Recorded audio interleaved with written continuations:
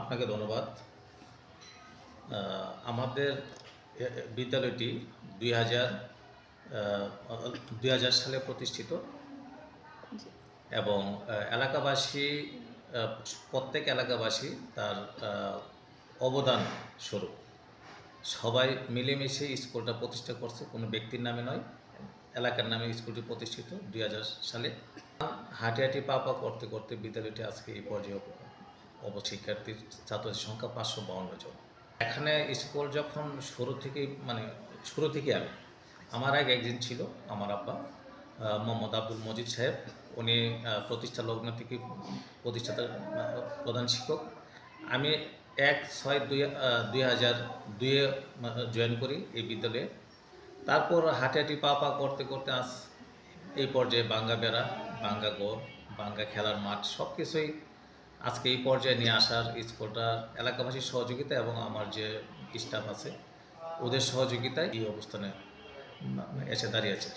আমরা যখন ২০১৫ সালে আমরা প্রথম এসএসসি পরীক্ষায় অংশগ্রহণ করি এবং ওই সময়ে প্রথম অবস্থায় আমরা একটা জিপিএ সহ আমরা ৯০% উপরে ছিল আমাদের ফলাফল এবং ধারাবাহিকতায় আমাদের আজ পর্যন্ত এই অবস্থায় আমরা এসেছি। প্রত্যেকবারে আমাদের রেজাল্ট সন্তোষজনক এবং বোর্ডের কোনো সময় বোর্ডের অতিরিক্ত অথবা কোনো সময় বোর্ডের চাইতে অল্প কম। এলাকায় যে অন্যান্য প্রতিষ্ঠান আছে তাদের চাইতে আমরা বরাবরই সেরা ছিলাম। প্রতিনিয়ত শিক্ষার্থীদের অভিভাবক সমাবেশ করে থাকি, মা অথবা বাবা যে কোনো একজনকে ডাকি, তাদের সাথে আমরা পরামর্শ করি, শিক্ষার্থী সহ আমরা ওই সমাবেশটা করে থাকি। এসএসসি পরীক্ষার সময় আমরা টেস্টের আগে, নির্বাচনী পরীক্ষার আগে এবং নির্বাচনী পরীক্ষার পরে প্রত্যেকটা অভিভাবকের সাথে আমরা যোগাযোগ রাখছি এবং তাদের খোঁজখবর নিচ্ছি এবং তাদের সাথে প্রতি মাসেই প্রায় আমরা একটা করে অভিভাবক সমাবেশ করছি। বিশেষ করে এসএসসি পরীক্ষার্থী যারা আছে তাদের কল্যাণার্থে এবং যে মোবাইলের যে অথবা বর্তমান যে যুগ, এই যুগের সাথে যাতে অবশ্যই মোবাইল করতে তো আর ফেলে দেওয়া যাবে না, কিন্তু এটা যাতে মিস ইউজ না হয় এই ব্যাপারে আমরা প্রতিনিয়ত শিক্ষার্থী এবং তার অভিভাবকদেরকে আমরা সচেতন করে যাচ্ছি আর কি। আমরা ডিজিটাল ক্লাস করে থাকি, মাল্টিমিডিয়ার মাধ্যমে আমাদের ক্লাস হয়। প্রতি সপ্তাহে ৪টা-৫টা ক্লাস হয় আমাদের মাল্টিমিডিয়ায় এবং প্রত্যেকটা টিচারই মাল্টিমিডিয়ায় দক্ষ এবং শিক্ষার্থীদেরকেও আমরা এই ডিজিটাল সম্পর্কে, অর্থাৎ ডিজিটাল হওয়ার জন্য এখানে যে আপনার যে বিশ্বের সাথে তো এক সময় দেখা যাবে যে আপনার কোনো কাজ থাকবে না, কিন্তু সে মেধাবী হলে সে যদি টেকনোলজি ভালো জানে, কাজ থাকবে, টেকনোলজির কাজ থাকবে। শিল্প বিপ্লবের যে চতুর্থ শিল্প বিপ্লবের যে একটা ধারাবাহিকতা, এটা কাজ থাকবে, কিন্তু আপনাকে জিনিসটা চালাতে হবে, মেশিনটা চালাতে হবে, ওই রকম দক্ষ নাগরিক হতে হবে। আমরা প্রতিনিয়ত শিক্ষার্থীদেরকে এটাই বলি যে তোমাকে অবশ্যই লেখাপড়ার পাশাপাশি তোমাকে অবশ্যই দক্ষ একজন নাগরিক হতে হবে এবং টেকনোলজিতে তুমি ভালো করতে হবে, এগিয়ে যেতে পারবে।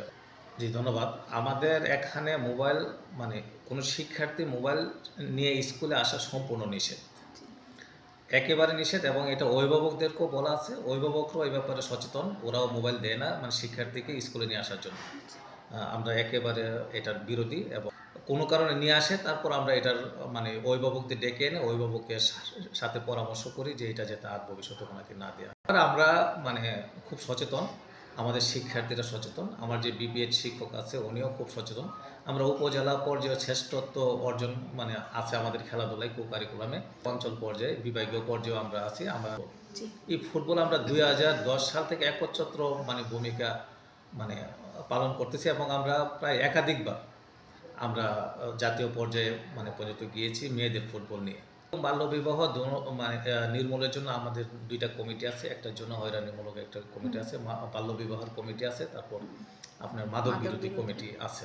স্কুলে যে শিক্ষার্থীরা ওরাও যদি কখনো বাল্যবিবাহ কোথাও হয়, ওরা বাসায় যায়, মা বাবাকে গিয়ে সেটা বুঝিয়ে বলে। এমন একাধিক প্রমাণ আছে যে বিবাহ ওরা মা বাবাকে বুঝিয়ে আবার তাকে স্কুলে ফিরে নিয়ে আসছে। ম্যানেজিং কমিটিও এই ব্যাপারে খুব সচেতন, কঠোর, যেন অন্তত এসএসসি পরীক্ষার আগে যাতে কারো বিয়ে না হয় আমাদের কালীন সময়ে। আমার স্বপ্ন হচ্ছে স্কুলটারে একটা মানে এমন একটা পর্যায়ে নিয়ে যাওয়া, ফলাফল 100 100% উন্নীত করা। এখানে একটা হোস্টেল মানে করা, যাতে শিক্ষার্থীরা দূর দূরান্তের শিক্ষার্থীরা এখানে হোস্টেলে অবস্থান করতে পারে। আমাদের অবকাঠামোর সমস্যা, আচ্ছা। এখানে ক্লাসরুমের সমস্যা, আমাদের ক্লাসরুম নাই। আমরা অনেক ক্ষেত্রে অনেক ক্লাস বাহিরে করতে হয়। আচ্ছা। এটা সরকারের কাছে আমার মানে নিবেদন, আমাদেরকে যদি একটা মানে বিল্ডিংয়ের ফেসিলিটিসের মানে ব্যবস্থা করে দেয়, হয়তোবা আমরা আরও ভালো দিকে এগিয়ে যেতে পারবো, আমাদের শিক্ষাটাকে এগিয়ে নিয়ে যেতে পারবো। উপজেলা পর্যায়ে একটা সেরা স্কুল করাই আমার একমাত্র লক্ষ্য।